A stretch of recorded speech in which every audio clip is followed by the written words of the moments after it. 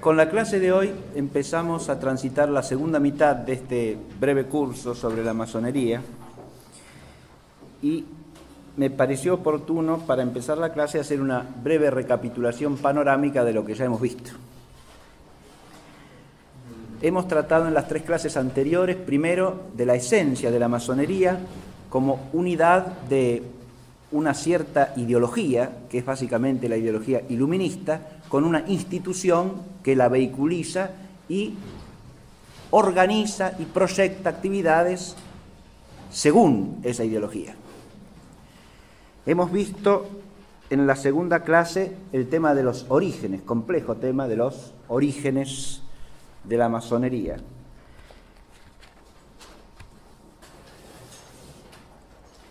En un libro que está publicado en Francia en el año 1999, que se llama El secreto de los francmasones, de Jacques Ploncard d'Assac, al referirse al tema del origen, dice así: Charles Bernardin, masón él mismo, estableció que sobre 200 obras publicadas antes de 1909 y consagradas a la francmasonería, 200 obras, ¿no?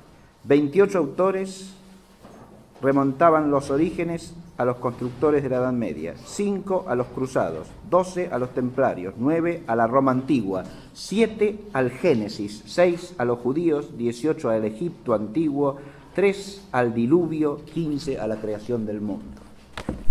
Esto lo leo simplemente para que se advierta cómo ese tema de los orígenes puede ser traído y llevado desde múltiples ángulos y da siempre origen a controversias a su vez, ¿no? Pero yo traté de fijar los orígenes en el sentido histórico inmediato, fundamentalmente en un horizonte histórico en el que convergen el protestantismo y lo que podríamos llamar el desencanto o el cansancio de lo sobrenatural y de la fe que cae sobre la cristiandad europea a partir del siglo XVII, ¿no? Ahí tenemos que buscar los orígenes inmediatos. Después, remotamente, uno puede buscar otros antecedentes, como he dicho, y analogías. Y en la tercera clase nos hemos ocupado de los fines, en relación también con los aspectos básicos de la organización institucional.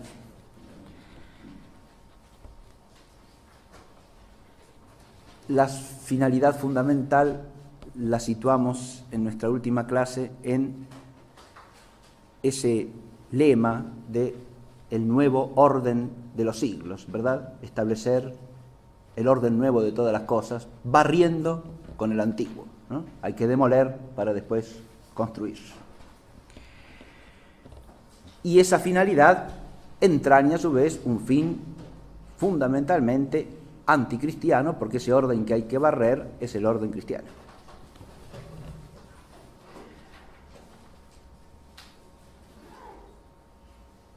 No alcancé a desarrollar en la clase pasada el tema de la relación entre los fines y las estrategias, y por eso quería hacer hoy también un breve panorama de eso, porque cuando se habla de las estrategias masónicas, que obviamente son los grandes medios para instalar los fines inmediatos o mediatos, hay que hacer alusión a estrategias ideológicas y a estrategias prácticas. Entre las ideológicas hemos mencionado ya en clases anteriores las fundamentales.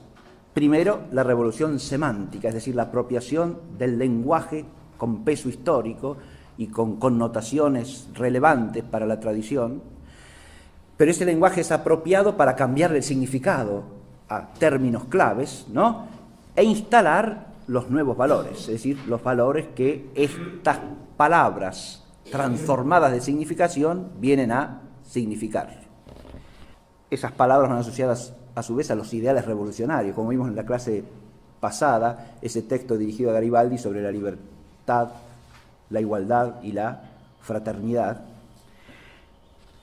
Ideales revolucionarios que hay que instalar, y ahí vienen otras estrategias de instalación de esos ideales, ¿no? A través de la enseñanza escolar, a través de la prensa, a través de las artes, etc. También está la estrategia de apropiación de los bienes morales, ¿no?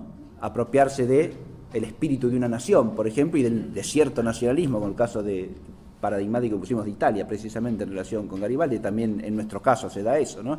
Apropiarse del ideal nacional de tal manera que aparece como obra y gracia de la masonería. Y entonces queda comprometido el afecto a la nación con una gratitud para con quienes han liberado a la nación o la han hecho independiente. Eso se puede proyectar a múltiples aspectos, porque también haciendo obras de bien público o de interés común, ¿no? Y haciendo notar que de alguna manera esas se deben a la masonería, queda comprometida la gratitud pública. La estrategia de manipulación de la historia es una estrategia ideológica fundamental también. Sin eso, no hay manera de instalar el ideal revolucionario. Hay que manipular la historia en todos sus aspectos, pero sobre todo retrospectivamente hay que demonizar al antiguo orden y hay que, a su vez, exaltar los presuntos logros de la revolución.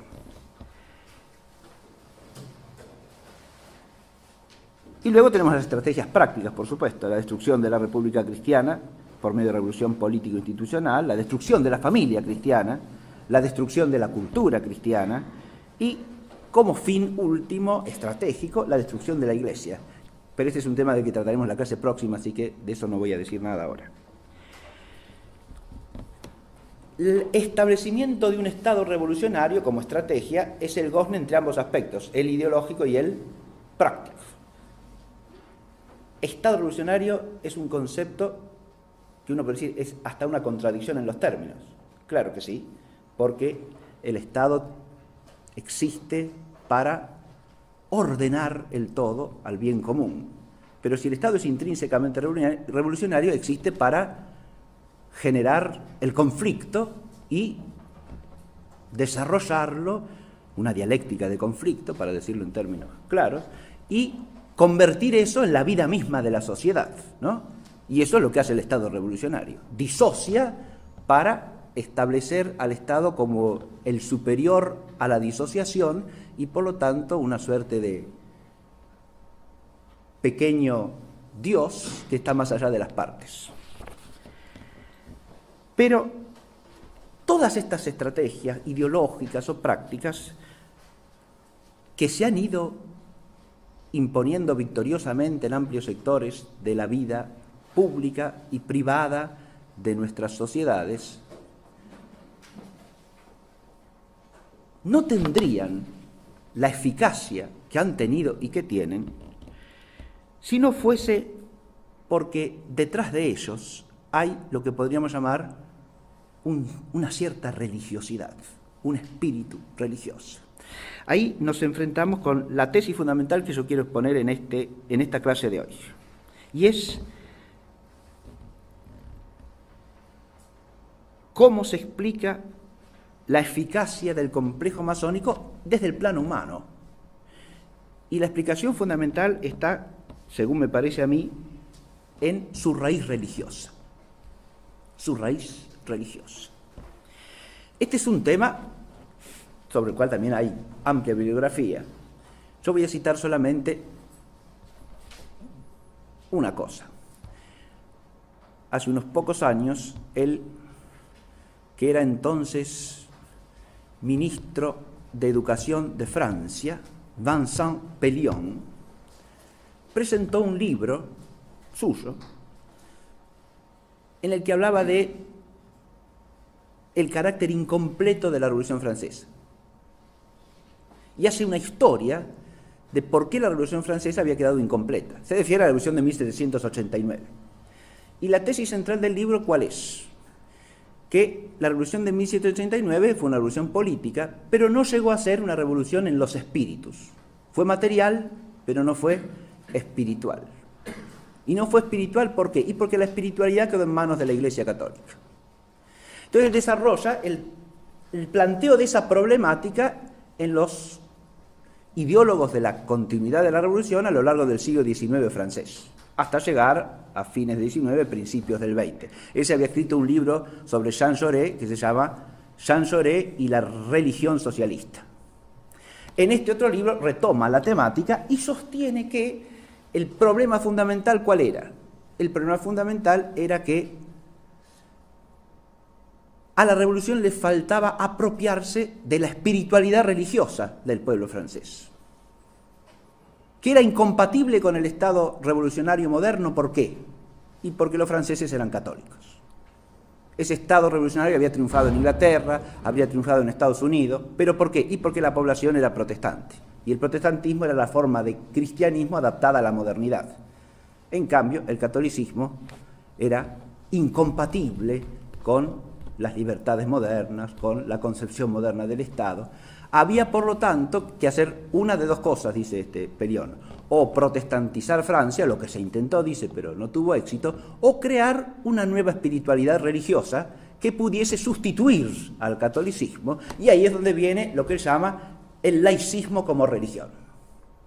Es decir, una religiosidad que es la religiosidad laicista, la religiosidad secularista, la religiosidad inmanentista, podríamos decir, para terminar, la religiosidad iluminista masónica, ¿no?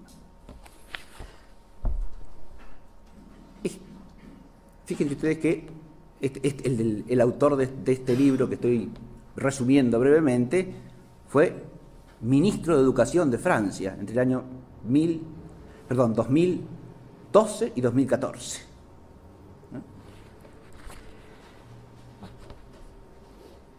Ya que hablo de Francia, voy a hacer otra pequeña introducción a la clase de hoy. El último domingo salió en el diario La Nación una nota que se llama "Las teorías conspirativas rodean la asunción de Macron". No sé si lo habrán leído. Bien. Y el subtítulo es: "Los adeptos a los complots señalan al presidente electo de pertenecer a un grupo secreto que domina el mundo".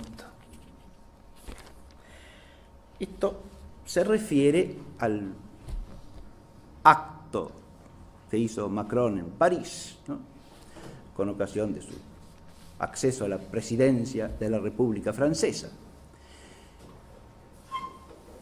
y al surgimiento de ciertos comentarios que veían en ese acto simbología masónica. Pero quiero comentar brevemente este artículo. ¿Por qué? Porque este artículo es claro, sale en el diario La Nación, que no olvidemos, es un diario ya originariamente masónico, ¿no?, por su fundador. De manera tal que, eso es lo primero que hay que advertir. Pero todo el artículo no hace más que ridiculizar la pretensión de que el acto estuviese imbuido de cierta simbología masónica, porque, claro, toma el asunto por la parte más débil, y entonces habla de los Illuminati, si ustedes van a internet y buscan el asunto, se van a encontrar también con una serie de videitos o de artículos, ¿no?, donde está traído y llevado el asunto de si pertenece a los Illuminati reptilianos o no, y todo ese tipo de cosas curiosas y poco serias, y como se toma desde ahí el asunto, ¿no?, se lo toma para la chacota. Y los que dicen que hay ahí simbología masónica no hacen más que participar de una especie de teoría del complot que es despreciable intelectualmente, desde luego, ¿no? En realidad, el asunto se puede tomar mucho más seriamente, ¿no?, porque desde un punto de vista objetivo, no hace falta, primero que nada, referirse a la simbología del acto, porque si uno lo ha oído hablar alguna vez a Macron, sabe que tiene una ideología absolutamente iluminista e inmanentista, de manera tal que use símbolos o no use símbolos, desde el punto de vista esencial, su mentalidad es iluminista y masónica. Lo otro es decorado, si se quiere. Pero, como dije en la clase pasada también, los símbolos son importantes porque el hombre vive de símbolos, ¿no? Y prescindiendo del asunto de los Illuminati, digo esto brevemente, ¿no?, pero la secta masónica llamada de los Illuminati es una organización que surge en Baviera, eso lo resume brevemente el mismo artículo, a fines del siglo XVIII, organizada por Adam Weishaupt. La organización que Weishaupt puso en ese momento fue casi inmediatamente desbaratada, ¿no? O sea que dejó de existir poco tiempo después de empezar. El influjo de Weishaupt a lo largo del tiempo se debe mucho más a sus escritos que a su organización práctica, en la que, como he dicho, fracasó. Esto históricamente es lo que se puede decir, ¿no? Más allá de eso, no interesa si Macron pertenece a una determinada logia o no, si está inscrito a la masonería. Lo que interesa es cómo obra y cuál es su pensamiento, ¿está claro?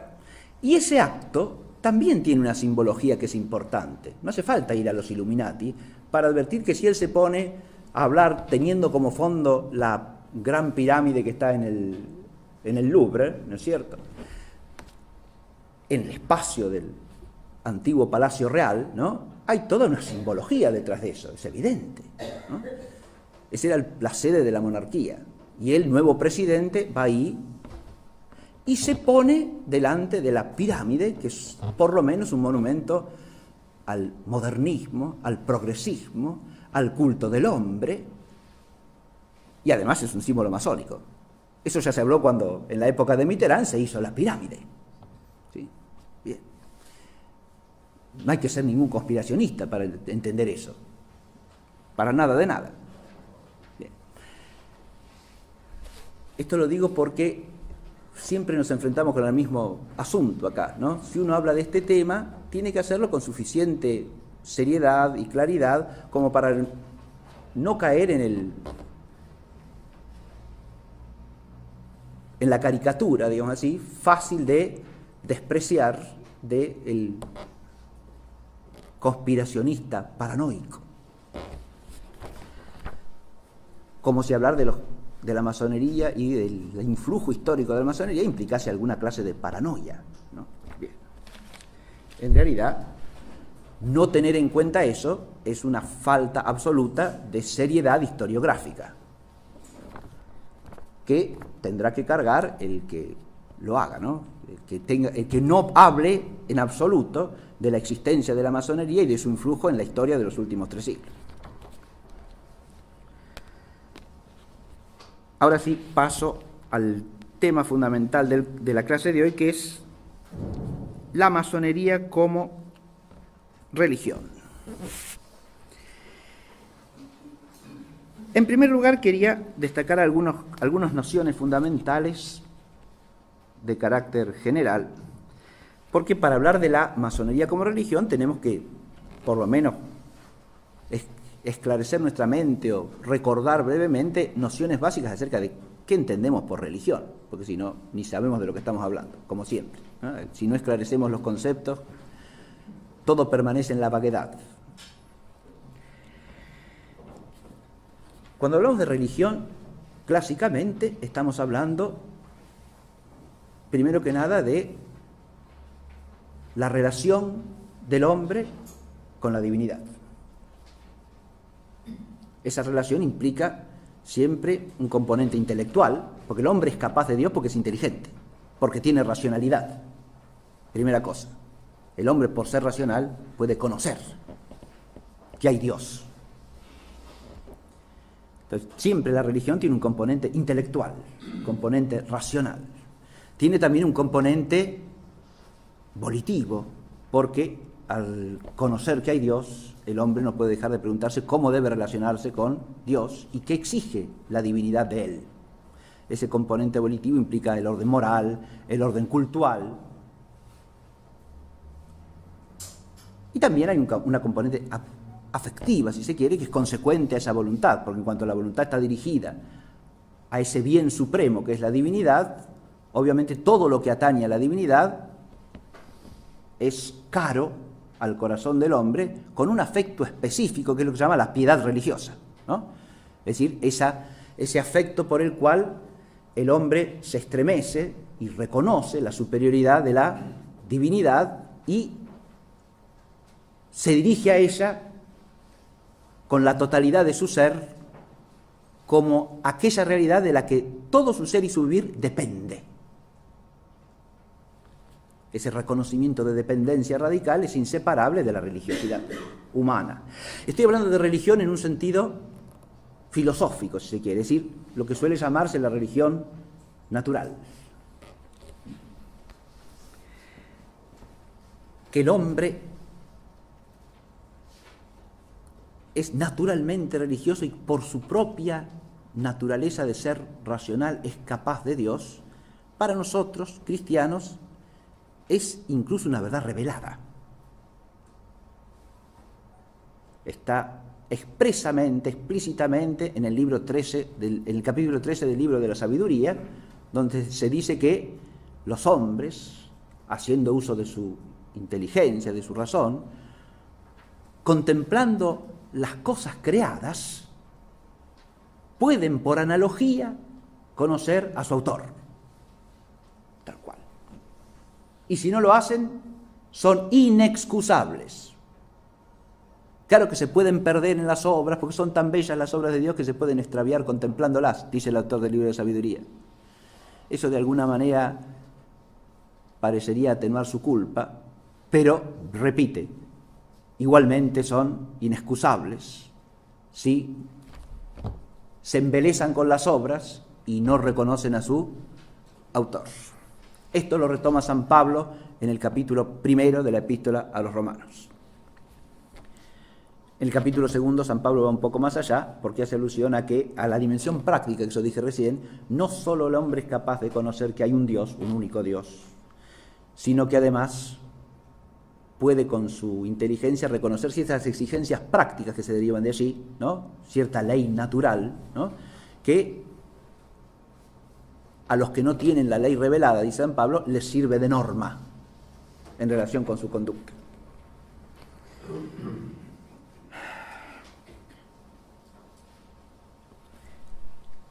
De la religión natural hablan también ampliamente los santos padres de la Iglesia. San Agustín, en De Civitate Dei, libro 8, desarrolla toda una exposición de cómo los hombres privados de la luz de la revelación han podido conocer algo de la divinidad, ¿no? Y él ahí menciona 3 caminos o 3 vías, que son los que llaman la teología mítica o poética, la teología civil y la teología filosófica o natural.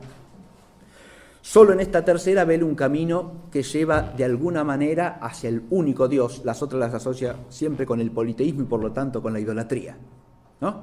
Pero en la tercera reconoce un camino por el cual los hombres, por la luz de la inteligencia, pueden llegar a reconocer al único Dios verdadero. Y por eso San Agustín ahí retoma lo que han dicho San Justino, Clemente de Alejandría, Orígenes, acerca de la teología filosófica, una cierta preparación al Evangelio. Una predisposición racional que implica que, admitiendo que hay un único Dios y que es omnipotente y que es soberano de todas las cosas, puede aparecer la idea de la posibilidad de una revelación, ¿no? Y de la necesidad de adherirse a esa revelación en cuanto nos conste que viene de Dios.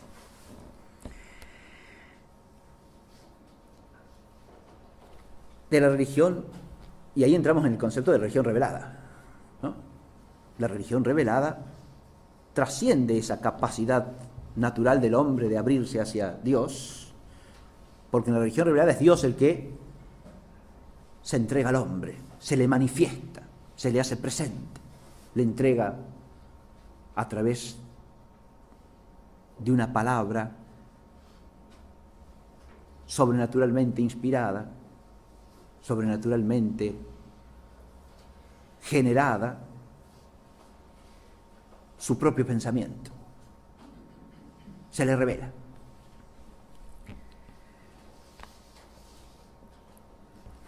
Y al revelársele, le reclama su fe, es decir, la adhesión íntegra, firme, perfecta a esa palabra de Dios.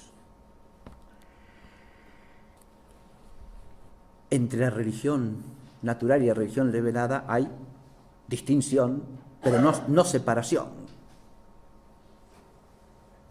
toda religión natural, entre comillas, o religiosidad natural, para decirlo mejor, no tiene otro sentido y función en la historia que encaminar al hombre a la religión verdadera, que es la religión revelada. Y a su vez la religión revelada tiene unos presupuestos de orden natural, diríamos así, ¿no? Lo que se llama preámbula fidei en la tradición de la teología escolástica, los preámbulos de la fe, noción que ya viene de los santos padres de la Iglesia, ¿no? Unos presupuestos que implican que para ser recibida la revelación como revelación, el hombre tiene que tener una cierta concepción de la realidad que le posibilite esta recepción de la palabra revelada como tal, ¿no?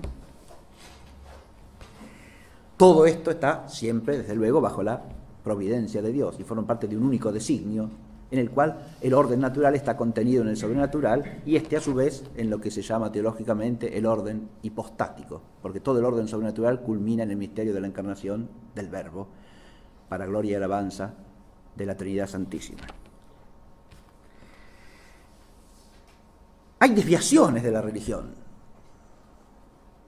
y estas las tenemos que repasar brevemente por nuestro tema. Una es la idolatría. La idolatría se produce cuando ponemos en el lugar del Dios verdadero otra cosa que no es Él. Y otra cosa que no es Él es alguna criatura, necesariamente. O algo de la criatura que divinizamos. Hay distintos tipos de idolatría a su vez, según cuál sea el ídolo. Baste recordar esa confrontación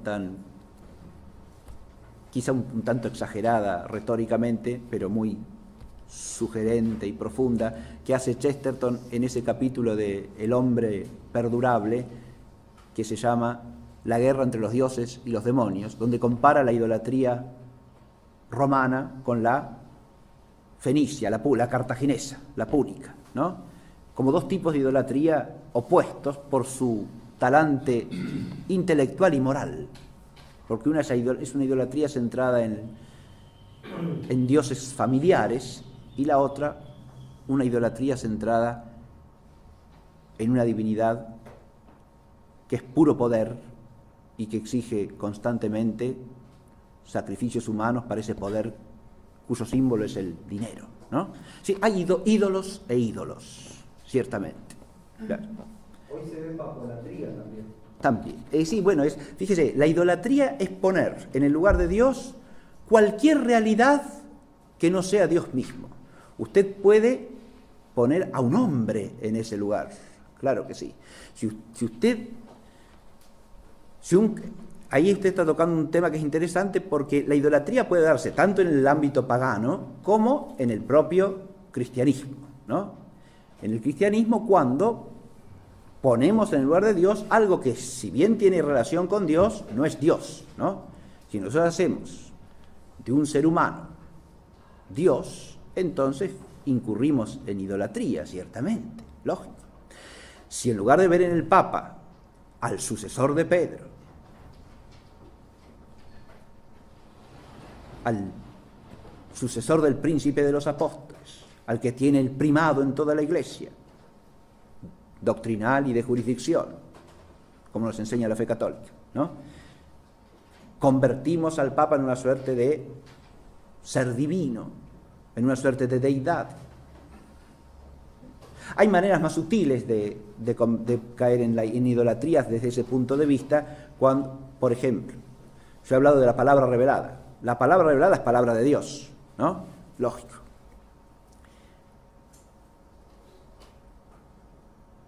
El magisterio de la Iglesia, del Papa y de los obispos, de toda la Iglesia, existe ¿para qué? Para conservar el depósito íntegro de la revelación y transmitirlo con fidelidad.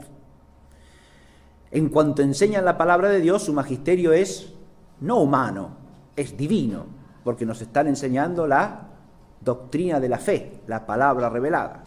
Ahora, si nosotros cada palabra que dice el Papa o un obispo o un sacerdote o un cristiano al que le tenemos mucho aprecio, la convertimos en dogma de fe, ahí hay una idolatría solapada, digamos así, porque estamos identificando a un hombre con el oráculo divino, cosa que sería una forma de idolatría también. Sí, fíjate, la idolatría es un fenómeno complejísimo que abarca múltiples ramificaciones, ¿no?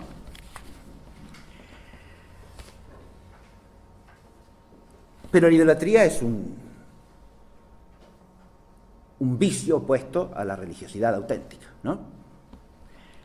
Otra segunda desviación es la impiedad. La impiedad es la falta de esa virtud por la cual reconocemos la superioridad de Dios, ¿no? Ya sea en lo intelectual, ya sea en lo moral, ya sea en lo afectivo religioso. Precisamente la impiedad empieza por el afecto. Cuando se enfría nuestro afecto hacia las cosas santas, hacia las cosas sagradas y hacia Dios mismo, ahí es donde empieza la impiedad. Pero ese enfriamiento del afecto distorsiona la inteligencia y la voluntad, las aparta del vínculo religioso y las orienta hacia otra parte. Ahí tenemos la impiedad, otro mal que afecta a la religión. La incredulidad es consecuencia de la impiedad, de alguna manera, pero la incredulidad es negarle a Dios la fe que le debemos. O sea, el homenaje supremo de nuestra inteligencia y de nuestro ser todo, como el Dios que es. En cuanto se nos revela, le debemos una fe perfecta. Fíjense que la certeza de la fe, se dice en teología, es la máxima certeza. Claro, porque no creemos a cualquiera, le creemos ahí a Dios mismo, que es la verdad subsistente. Ninguna certeza puede ser más plena y más firme que esa. Cuando le negamos a Dios la fe que le debemos, ahí caemos en la incredulidad.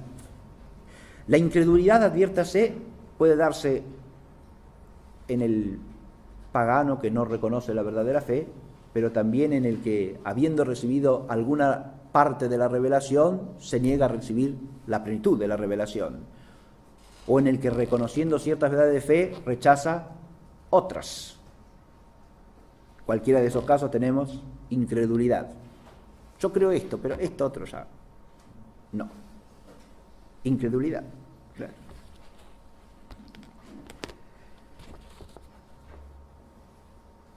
La infidelidad es otro mal que aparece ampliamente desarrollado en todos estos temas están en la Biblia y han sido desarrollados ampliamente por toda la tradición teológica cristiana, ¿no? La infidelidad es una categoría ampliamente bíblica, ¿no? Dios es siempre fiel, pero el pueblo de Dios tiende a la infidelidad. El hombre tiende a ser infiel, en el sentido de que tiende a no permanecer constante, íntegro, pleno en su fe, en la fe que le entrega a Dios. Un momento cree y al momento siguiente se desmorona, ¿no? En el Antiguo Testamento tenemos múltiples ejemplos de esto. Los profetas recriminan constantemente al pueblo su infidelidad y su falta de constancia en el seguimiento de la palabra de Dios. La fidelidad de Dios permanece para siempre, dice el salmista. ¿Sí? Siempre, siempre. Es eterna como Él mismo. Y no tiene vuelta. No se retrae. Fíjense que en todo el fenómeno del iluminismo y de la masonería, o en la raíz de eso, hay una profunda infidelidad. Porque es un fenómeno que afecta a la cristiandad, como hemos dicho, ¿no? Es claramente un fenómeno de infidelidad. Y también de incredulidad. Y también de impiedad, ciertamente, y de idolatría, sí señor. Y todo eso se resume en la última categoría. La categoría final que he puesto es la de la apostasía. Aquí hablamos ya de un fenómeno en el cual se produce una infidelidad del que ha sido fiel. Porque la apostasía es el retraerse de la fe verdadera, el apartarse de ella cuando se la ha recibido, es renegar del don recibido.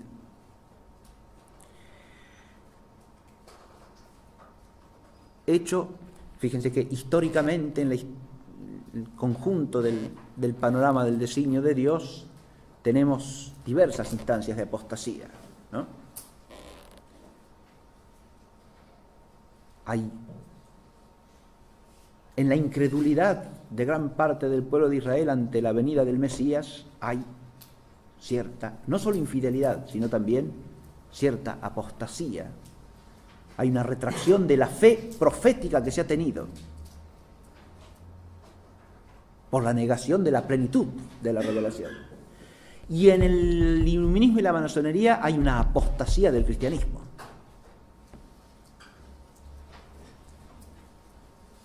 Hay un rechazo de la fe cristiana. Puede ser mayor o menor, más profundo o menos profundo, pero existe siempre en la raíz de todo este fenómeno. Es en esta línea que tenemos que situarnos para poder abordar la problemática de si es o no una religión lo que está detrás de la masonería.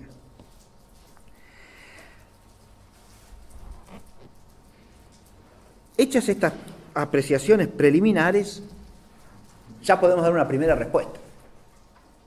Hay una religiosidad masónica, hay una religión masónica, la religión laicista, la religión secularista, la religión inmanentista, como diría Pelión.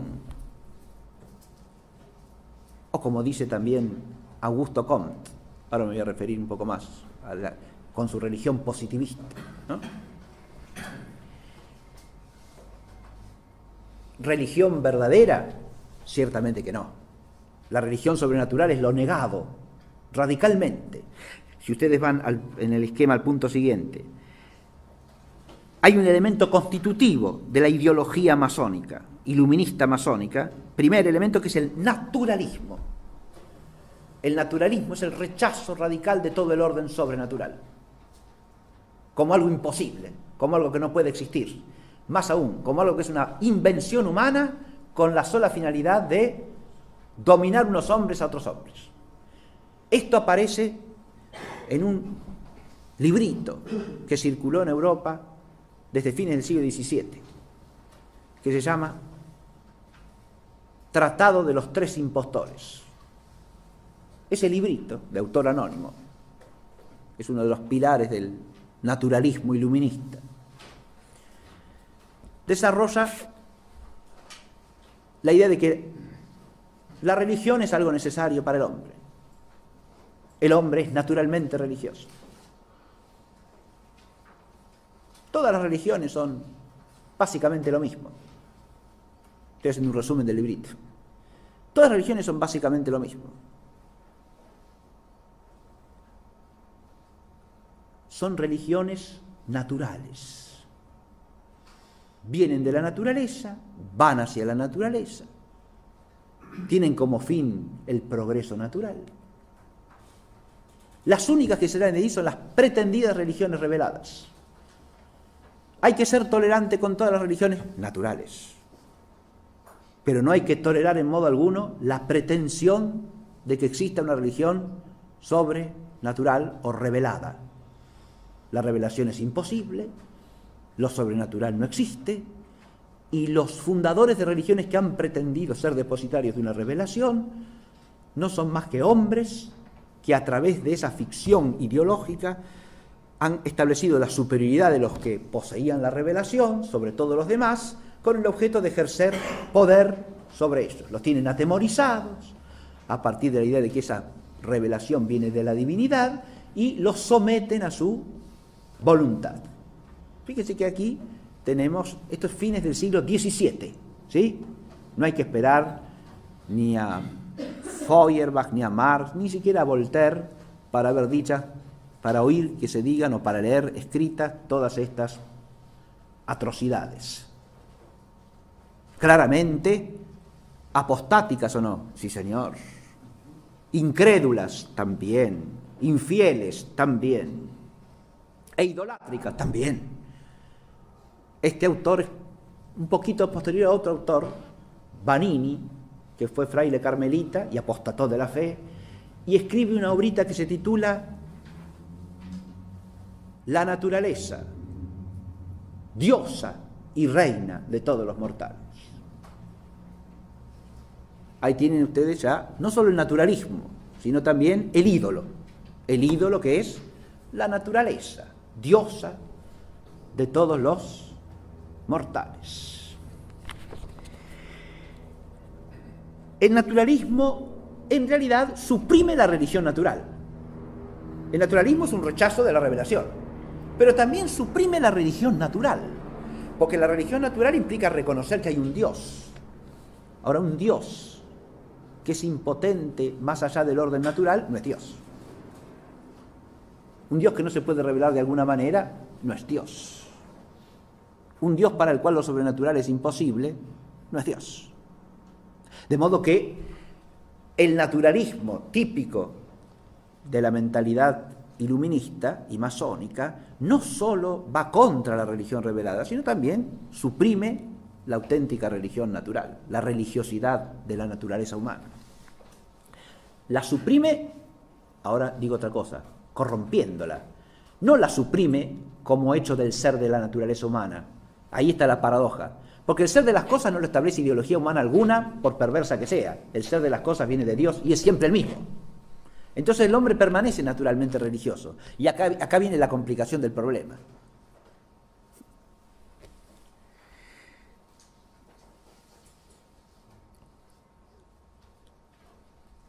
Otro rasgo típico es el gnosticismo y el inmanentismo. Fíjense que ese naturalismo va asociado a lo que podríamos decir el aspecto o el rostro irreligioso, ¿no?, del iluminismo.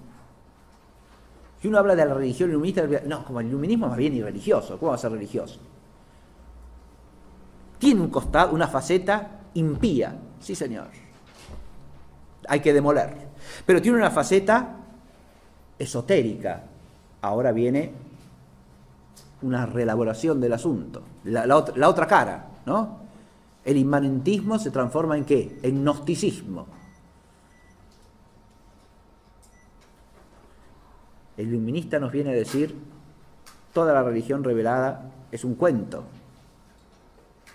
pero hay una sabiduría profunda de la que somos capaces los hombres por nosotros mismos, porque nosotros somos la divinidad.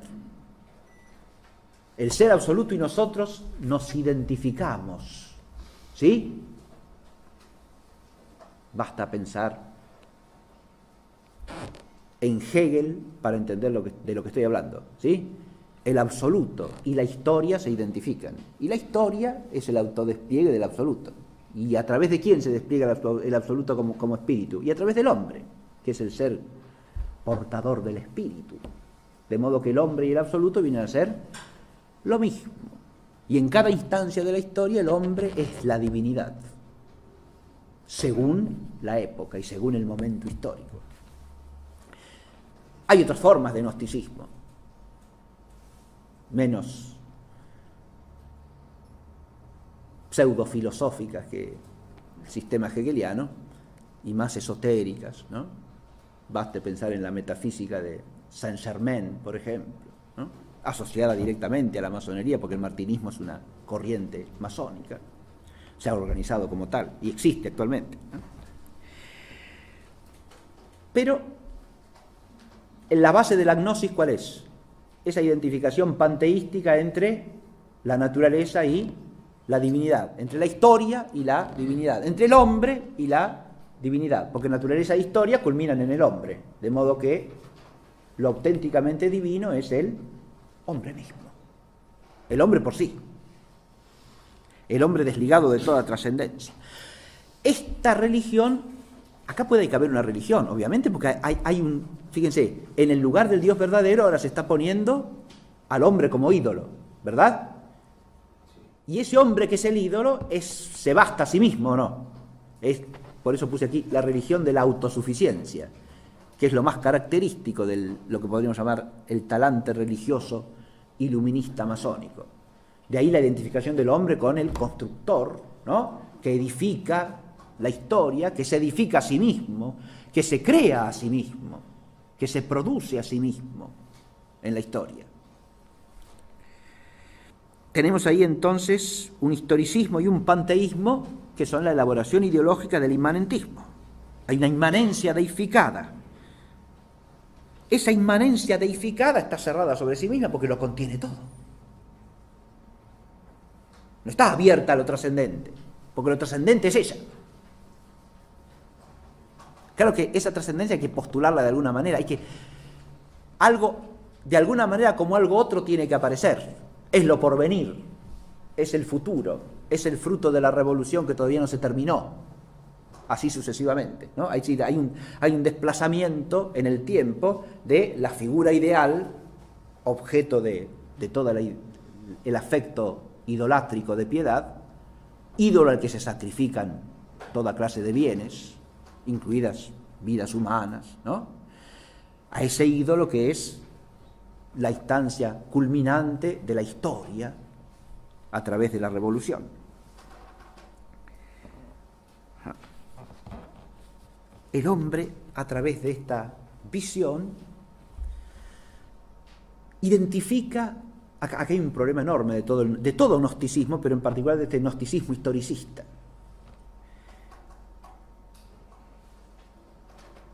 Y es que al deificar la inmanencia se termina deificando la potencialidad del hombre.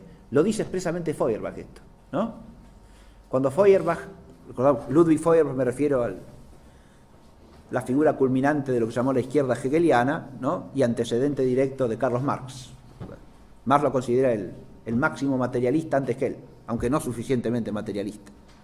Pero Feuerbach, al explicar la religión, dice que Dios no es más que la proyección alienada al exterior de las infinitas potencialidades del hombre.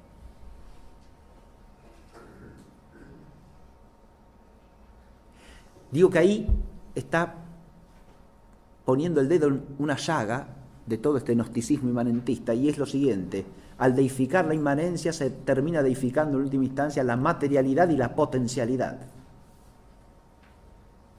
Es una religión invertida, es una adoración de lo inferior.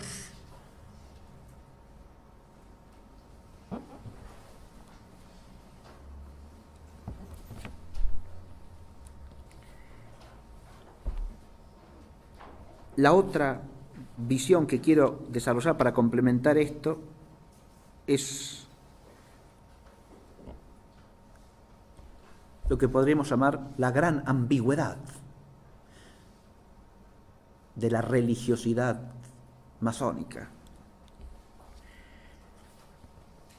En primer lugar tenemos el fenómeno de la irreligiosidad disolvente, se ha eludido eso.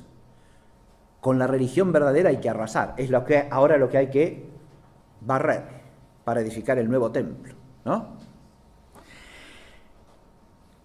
La irreligiosidad disolvente se manifiesta en múltiples aspectos del discurso iluminista. Son los aspectos críticos del discurso iluminista, los aspectos impíos, ¿no?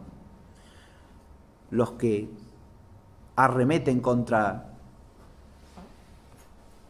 la superstición, el oscurantismo religioso, la credulidad, y la ridiculizan, ¿no? Los que consideran la religión pura irracionalidad, subjetividad malsana, etcétera, etcétera, etcétera. La religión presentada como mero instrumento de poder, siempre como algo malo, ¿no? Como mero instrumento de poder, de dominación injusta, de opresión, etcétera, etcétera, etcétera. Fanatismo religioso. Fanatismo religioso quiere decir religión. Muy bien. Este es un elemento. Al mismo tiempo, hay otro elemento de la actitud religiosa iluminista masónica, lo que podemos llamar la arreligiosidad tolerante. Yo leí en clase anterior el texto que figura en la portada del sitio de la logia masónica argentina, ¿no? Que está afiliada a la Logia Unida de Londres, y se decía allí nosotros no nos adherimos a ninguna religión. Estamos abiertos a la participación de hombres de cualquier procedencia religiosa. Hay una arreligiosidad pretendida, ¿no? No nos adherimos a ninguna religión. Y una tolerancia universal, cualquiera puede venir acá, es bienvenido, ¿sí?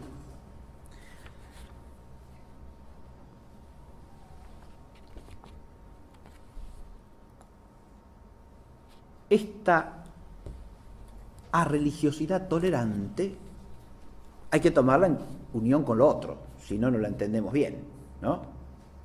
Cualquier religión es bienvenida, siempre y cuando no pretenda ser la verdad sin más.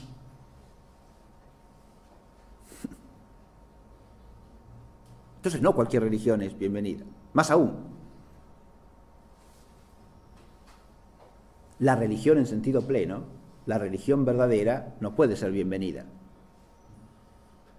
porque es inseparable de la verdad sin más. El concepto mismo de revelación implica eso. Esta tolerancia naturalista, que es lo que hay que entender, ¿no? Por eso me remonté al Tratado de los Tres Impostores. Todas las religiones son igualmente aceptables, salvo la que pretenda ser la verdadera. Es claro esto. Esto es nuclear en toda la visión iluminista masónica. Pellion, al explicar su libro, dice que a mediados del siglo XIX empiezan a surgir en Francia, dentro de la masonería, intentos de formar una religión universal, donde se integrasen católicos liberales, protestantes liberales, judíos liberales, porque claro, ya en esa época, dice él, las ortodoxias dogmáticas estaban absolutamente en crisis. Ahí lo de la gramática y la conceptualidad están cruzadas por oposición. Católicos, protestantes, judíos hacen de sustantivos y liberal de adjetivo, pero en realidad el sustantivo es liberal. Liberales que por accidente pueden ser católicos, protestantes o judíos. ¿Y liberal qué quiere decir? Inmanentista, idólatra del hombre, que pone la libertad del hombre por encima de todo, en el sentido iluminista. Y ahí ya tenemos la religiosidad iluminista implícita. Irreligiosidad, arreligiosidad tolerante, suprarreligiosidad trascendente. Esta religión universal que él está ahí haciendo aparecer, ¿no?, como un hecho histórico en la segunda mitad del siglo XIX, tiene antecedentes más remotos, por supuesto, ¿eh? Ya lo postulaba Socini, el antitrinitario del siglo XVI, ¿sí? Una única religión que los une a todos, sin dogmas, en la libertad del hombre frente a Dios. Esto es una suprarreligiosidad trascendente de todas las religiones positivas. Eso de religiones positivas es una manera de hablar de toda religión como un mero fenómeno histórico. ¿Está claro? Incluidas las religiones reveladas, claro, pero en cuanto a meros fenómenos históricos que se explican históricamente. Es decir, sin ningún fundamento trascendente. Entonces, la religión, la suprarreligión trascendente es la doctrina iluminada, la doctrina ilustrada, ¿no?, que está más allá de esas diferencias de las religiones positivas. Viene a ser como, así como, fíjense, las falsedades son siempre inversiones y réplicas extraviadas de verdades. Esta suprarreligión trascendente frente a las religiones positivas viene a ser como, si uno lo piensa en doctrina jurídica, la ley natural que está por encima de toda legislación positiva, ¿sí? es una ley superior. La legislación positiva es inferior y está subordinada a la ley natural, claro que sí. Así es. Así es. Así es porque si la legislación inferior, la positiva, no es conforme a la ley natural, propiamente no es ley. Claro. Propiamente no es ley, propiamente no ordena, desordena. No es ley. Esto es así, claro. Esta subordinación quiere decir que la ley positiva tiene que ser una especificación de la ley natural, no puede ser otra cosa. Si no entra en el marco de la ley natural, no es verdadera ley. No hace derecho. No le da derecho a nadie.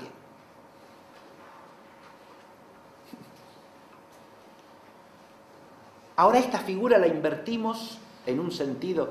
Fíjese que la doctrina de la ley natural implica que el legislador supremo es Dios. Por eso digo que ahora la invertimos, ¿no? Hay una suprarreligión, que es la religión ilustrada, iluminada, la sabiduría racional y esotérica al mismo tiempo, iluminista masónica, de la tolerancia universal, de la indiferencia de todas las religiones positivas. Por debajo están las religiones positivas, que serán religiones aceptables siempre y cuando estén subordinadas a la suprarreligión trascendente, ¿no? Del indiferentismo, del racionalismo y del naturalismo. En cuanto entren ahí, magnífico. Establecemos lazos de amistad, vínculos de cooperación, etcétera, etcétera, etcétera. Nos vamos de la mano por la calle, cantamos juntos, lo que ustedes quieran. Siempre y cuando la religión positiva quede subordinada a esa presunta suprarreligión trascendente, que no es otra cosa que la ideología inmanentista.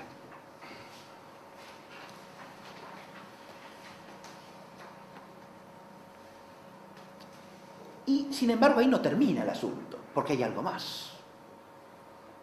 Está la irreligión crítica y mordaz, está la arreligiosidad tolerante, la suprarreligiosidad trascendente, pero la figura no se termina ahí. Hay una cuarta figura que es la más profunda, si quiere, es la pseudo-religión. Y ahí es donde encontramos, creo yo, la ubicación conceptual para hablar auténticamente de una religiosidad masónica y de una religiosidad iluminista. El análisis que hace Pellion, que no es más que una continuación de alguna manera de lo que se ha pensado a lo largo de toda la tradición iluminista, y lo mismo que piensa Comte, implica que, ¿qué cosa? Que el hombre es naturalmente religioso y que una civilización, una sociedad cualquiera, solamente se construye con una base religiosa. ¿Por qué fracasó la primera revolución francesa?, se pregunta este hombre. Y porque no alcanzó a convertirse en la religión de los franceses. Así de sencillo. Esta es la explicación que da Comte del fracaso de la revolución francesa. No la inventa Pellion. Es lo que dice Augusto Comte. Toda sociedad necesita de una religión, dice Comte. La sociedad, no solo el hombre individual, la sociedad, por supuesto, porque el hombre no es un ser individual. No somos individuos que viven cada uno en su mundo. No, señor. La sociedad necesita una religión.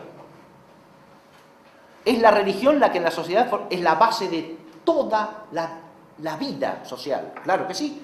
Porque en la religión se juega la relación del hombre con lo absoluto. Según lo que el hombre considere absoluto, ¿será el orden total de la vida social o no? Y claro, de eso depende. De qué es lo que el hombre considere absoluto. Todo lo demás se subordina a eso. No puede ser de otra manera dada la naturaleza racional del hombre.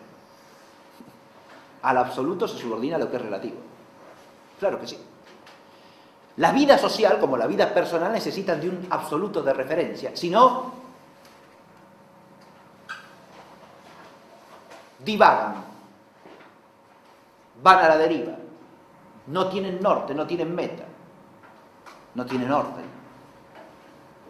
Como dice ya la filosofía clásica, sin un bien supremo no hay orden de los bienes. Y no es así. Entonces usted no pone un absoluto de referencia, no hay que ordene la totalidad de los bienes, personalmente y socialmente, insisto. Entonces, como dice, la sociedad sin religión no marcha, no funciona. La religión es el factor de cohesión social. Claro que tiene razón, es así. Por eso no se debe buscar nunca la razón de las grandes transformaciones histórico-sociales en un factor meramente intelectual, como puede ser la filosofía o cierta ciencia. No. Eso no cambia la sociedad. Las doctrinas de un filósofo no cambian la vida social. Detrás de un cambio profundo de sociedad o de civilización hay siempre un cambio religioso, una transformación religiosa. Si no hay eso, no hay nada, no hay ningún cambio profundo. En eso están bien Comte y Perión. Ahora, ellos lo piensan al servicio ¿de qué? De una transformación en el sentido iluminista. Por lo tanto, postulan ¿qué cosa? Y una religiosidad que les sea conforme. Como dice Comte, en la época positiva de la humanidad, la religión tiene que ser la religión positivista, cuyo objeto de culto, ¿quién es? El gran ser que es la humanidad. Es decir, el género humano visualizado en sus individuos progresivos, los héroes del progreso científico-técnico. ¿Está claro? Ese es el objeto del culto para Comte. Usted puede poner en lugar de eso los héroes de la revolución, los héroes de la independencia, lo que quiera. Usted puede poner héroes de todo tipo ahí. Siempre hombres que representen al gran ser que es la humanidad. Y a eso les tributamos culto, les cantamos himnos, les hacemos ofrendas. Y en última instancia también la ofrenda de la propia vida, porque, como decía Thomas Paine, la única guerra que se justifica es la guerra que es por la libertad del hombre, para conservarla o para recuperarla. Bien. De nuevo aparece el ídolo. El ídolo ahí se llama libertad. ¿De quién? Del hombre. Claro, sí. O sea que el ídolo detrás del ídolo es el hombre siempre, ¿no? Sea la libertad, sea la democracia, sea cierta forma de organización social determinada. Es algo humano, que está puesto como absoluto. Y todo se subordina a eso. También la vida del hombre, por supuesto. Ahí puede haber una paradoja, claro, sí, porque el hombre tiene que sacrificarse por el hombre. Y bueno, pero es que ahí hay que advertir algo que es fundamental. La necesidad de otro, como dije hace un rato. La antropolatría como idolatría tiene un problema. Cuando el hombre se dirige a la divinidad, se dirige a lo que es otro, a lo que lo trasciende de alguna manera. Pero si el ídolo es el propio hombre, y el hombre nos trasciende al hombre, momentito. Entonces ahí viene la ideología a desdoblar al hombre. Claro que sí. Hay un hombre y hay otro hombre. El hombre por venir, el hombre liberado, el hombre fruto del progreso que todavía no ha llegado. ¿Sí? El superhombre de Nietzsche. Es un hombre que todavía no ha existido nunca, pero que está llamado a existir. El hombre nuevo. El hombre nuevo de la democracia, del socialismo, de lo que sea, pero el hombre nuevo. Entonces el hombre se desdobla de sí mismo, no este hombre que somos nosotros, sino el hombre nuevo, una perspectiva que es un ideal y al mismo tiempo un objeto de culto, porque el hombre queda hecho otro que sí mismo. Y acá es donde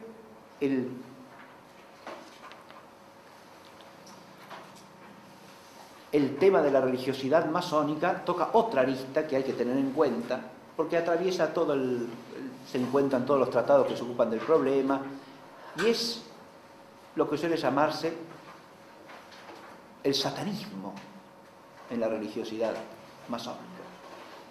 Digo que aparece acá porque el hombre que es otro es por un lado el hombre por venir. Eso hace a lo que podríamos llamar el aspecto pseudomesiánico de la religiosidad iluminista. El hombre por venir. Ahí está el héroe revolucionario, que sería el Mesías transformador, pero también está el hombre paradisíaco, que es el hombre por venir, ¿no? Hay dos categorías religiosas inmanentizadas: mesianismo, reino consumado, que se insumen en la inmanencia histórica y que son fruto de ¿qué? De la actividad humana, por supuesto, ¿no? Pero esta solución no termina de saciar la sed de otredad. Hay una otredad hacia atrás también, porque este hombre nuevo es el hombre que se desliga de todo lo antiguo, ¿no? Y si no, no termina de ser nuevo. Pero el hombre antiguo es el hombre que da culto a Dios y rechaza al demonio como enemigo. Entonces el hombre nuevo será la inversión de eso. Es el hombre que rechaza a Dios como enemigo. Fíjense que ahí, en esa expresión, se resume todo el rechazo de la divinidad ideológicamente que caracteriza a la ideología iluminista desde su origen hasta el día de hoy. Dios es enemigo del hombre. Dios es opresor del hombre, es un límite inaceptable a la libertad del hombre.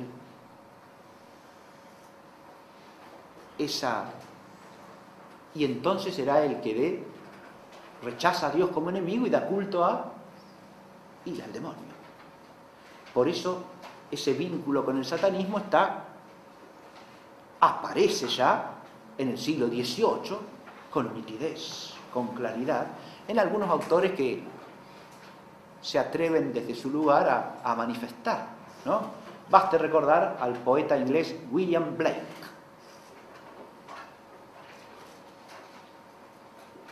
Y a su texto Matrimonio del cielo con el infierno. En William Blake los motivos que podríamos llamar satánicos aparecen elaborados poéticamente. Los poetas, como de costumbre, son los que dicen las cosas más claramente y más profundamente también, si son buenos poetas.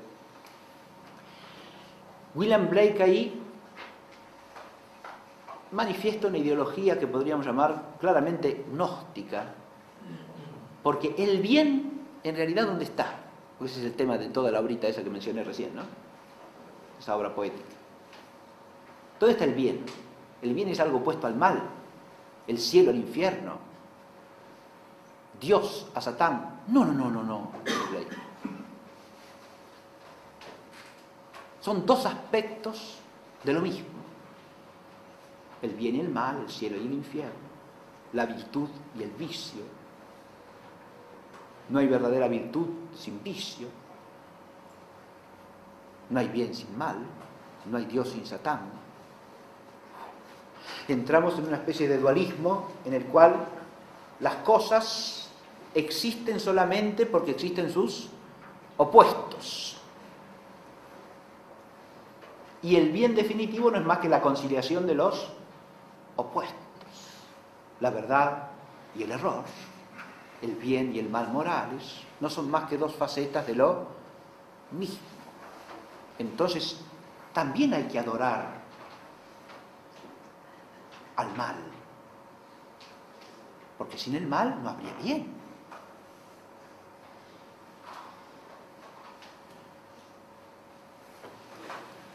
He tratado de resumir muy brevemente un texto que es complejo, ustedes lo pueden leer cuando quieran, lo encuentran fácilmente, ¿sí?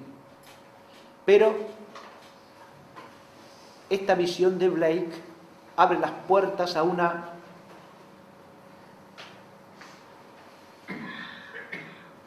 pseudo-religión que en el fondo es antirreligión, ¿no? Porque ya no es solamente un pseudo-mesianismo, la postulación de un falso reino, sino que es la religión invertida,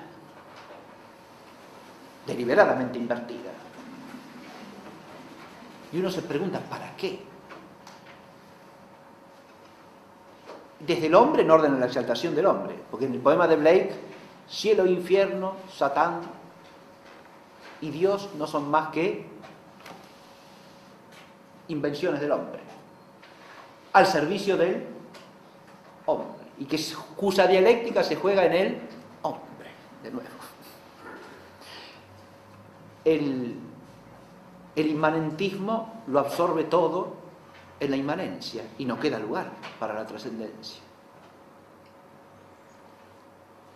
Ahora,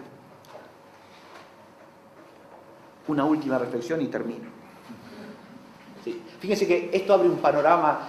He tratado de que el toro de la clase fuese básicamente el curso se llama La masonería de la luz de la teología, la filosofía y la historia, y en esta ha prevalecido lo teológico por la fuerza del asunto. Así que, pero lo histórico no está ausente, creo, y lo filosófico tampoco. El satanismo como cierta problemática de fondo en la pseudo-religiosidad masónica, que es religiosidad, insisto, formalmente hablando. ¿En qué sentido? En que el hombre como ser de naturaleza racional, que tiene por propiedad la religiosidad, la religión es propia del hombre, no se le puede arrancar como no se puede arrancar la socialidad, ni el estar dotado de palabra, ¿no? La religiosidad tiene que encontrar una respuesta. Hay que darle su lugar. Y precisamente la ideología iluminista ella misma descubre que la religiosidad tiene un lugar fundamental. Y entonces pretende ocupar ese sitio.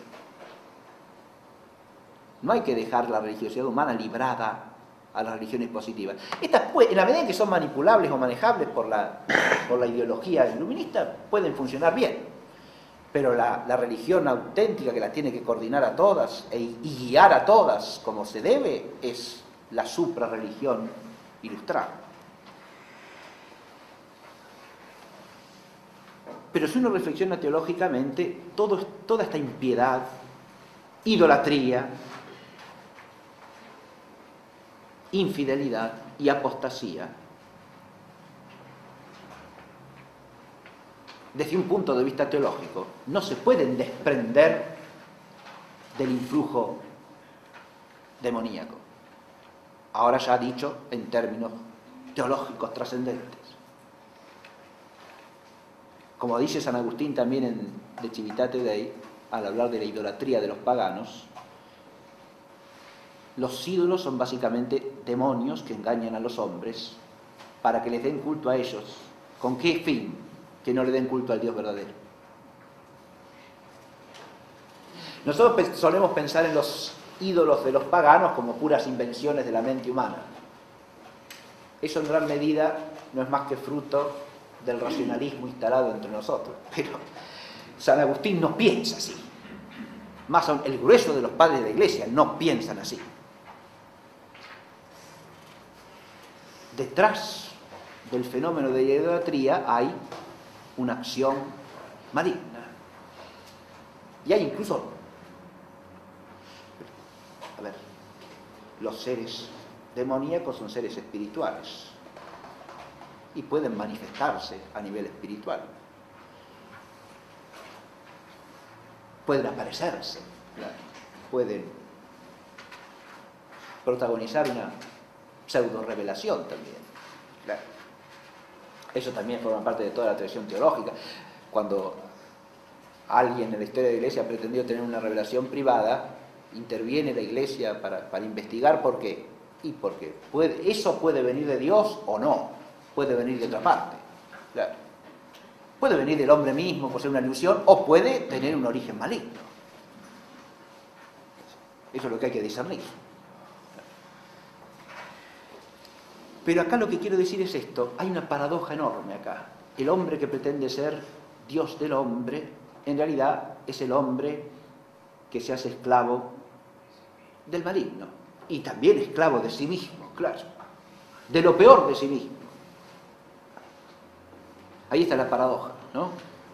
Esa autosuficiencia en realidad es una mentira.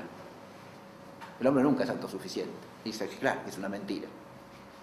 Ahora, el que muchos hombres la crean la hace verdad y no, sigue siendo la misma mentira. Y hay una paradoja profunda ahí, y es que el hombre se deshumaniza progresivamente en relación con esa idolatría de sí mismo, porque en la medida en que idolatra a lo inferior, en doble sentido, lo inferior por naturaleza, como dije, la materia y el tiempo, o lo inferior sobrenaturalmente, es decir, al condenado para siempre. En la medida en que se aproxima a lo inferior, se destruye a sí mismo, se deshumaniza, como dije, en el sentido profundo de la plenitud a que está llamada la condición humana, que es no a ser solo ella misma, sino a ser hombre deificado, es decir, transfigurado por el influjo de la gracia de Dios por medio de Cristo Jesús.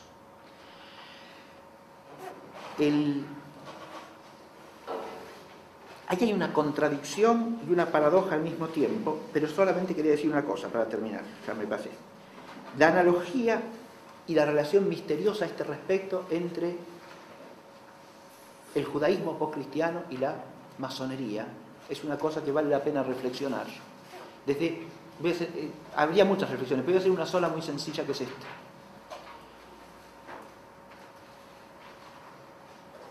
Hay una cosa estremecedora en el relato evangélico de la Pasión, los relatos evangélicos de la Pasión, es cuando, al decir Pilato a la multitud que está reunida, este es vuestro rey, los judíos contestan, no tenemos más rey que el César.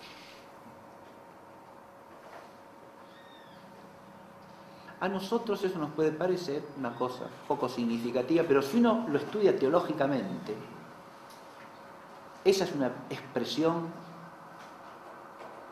estremecedoramente apostática.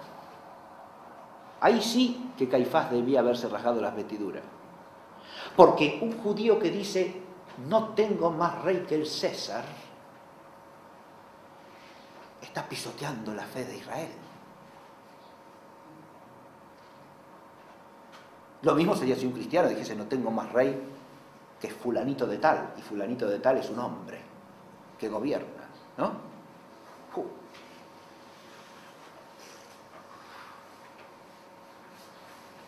Ha pisoteado su fe.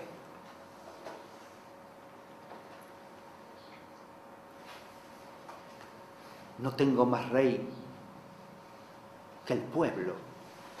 Ahora lo digo en clave iluminista. Y es la misma barbaridad, porque el pueblo somos los hombres.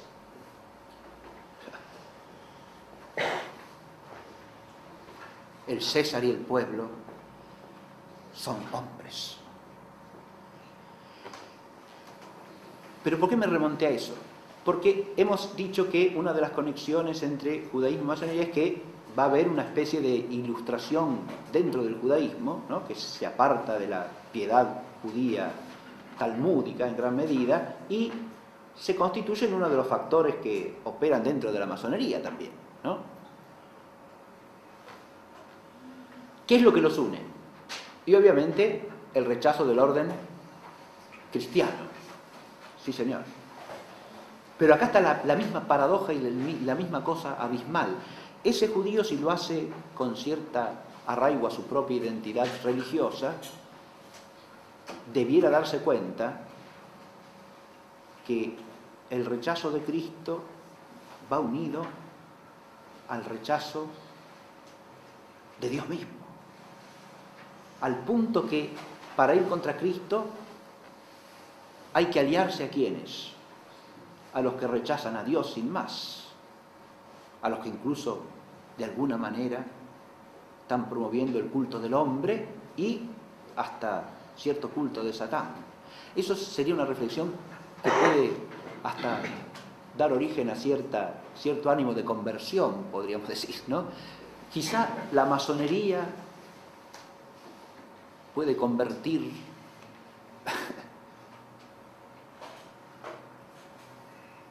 algún judío, se da cuenta. Si se da cuenta de lo que significa cooperar con la masonería, ¿no? A la inversa, podríamos decir, el masón está procurando exaltar al hombre por encima de todo. Y hay dos figuras que se le pueden aparecer como para hacerle ver que está en un camino de extravío. Primero, que poner al hombre por encima de todo es inseparable del rechazar a Cristo y de unirse a cualquiera que rechace a Cristo, por más que ponga al hombre por debajo de todo. Y eso es lo que pasa siempre, ¿sí? Este mismo Pellion, que dije hace un rato, el francés que fue ministro de Educación de Francia, que es un ideólogo fervorosamente anticristiano, al mismo tiempo es un defensor de la inmigración islámica en Francia y del lugar que los musulmanes deben ocupar en la república y en la sociedad, etcétera, etcétera. Y claro, sí, cuando se trata de descristianizar, cualquier aliado viene bien, ¿verdad? Uno puede decir, bueno, señalar estas contradicciones puede ser ingenuo. Yo creo que no. Yo creo que la racionalidad humana siempre puede despertarse de alguna manera y por lo menos tropezar con algún signo que la haga sacudirse. Más allá de eso, hay que rezar, por supuesto, ¿no? Porque la sola razón no convierte a nadie tampoco, ¿no? Ahí estamos en el misterio, y en el misterio de la gracia de Dios. Una última cosa, para terminar. Esto, cuando uno contempla el avance de esta pseudo-religión masónica en el mundo, que es impresionante, ¿no? Porque acá no estamos hablando de un fenómeno que son 4 gatos locos. No. Más bien, quizá los 4 gatos locos somos nosotros. Pero el asunto es, tampoco es cuestión de número, fíjense. Tampoco es cuestión de número, no interesa el número. El que le interesa el número está perdido. No es así. Nunca ha sido así. A nosotros nos puede provocar la difusión de la pseudo-religiosidad masónica, que es una religión. O sea, una religión, como he dicho, con todas las cautelas que he hecho a lo largo de toda la clase, ¿no es cierto? ¿Sí? La religión puede desanimarnos al ver los poderes que detenta, ¿verdad? Inmensos.